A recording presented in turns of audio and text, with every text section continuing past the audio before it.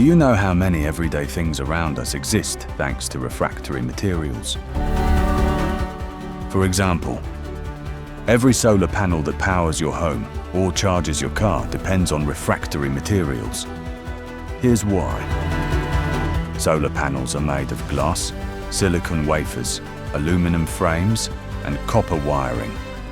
Each of these materials is produced and processed at extremely high temperatures, made possible only thanks to advanced refractory materials. No refractories, no solar panels. Before silicon becomes a solar cell or glass becomes a protective cover, the raw materials must be melted, purified, or crystallized at extreme heat. Refractory materials protect furnaces, molds, and crystal pullers and maintain stable, controlled conditions.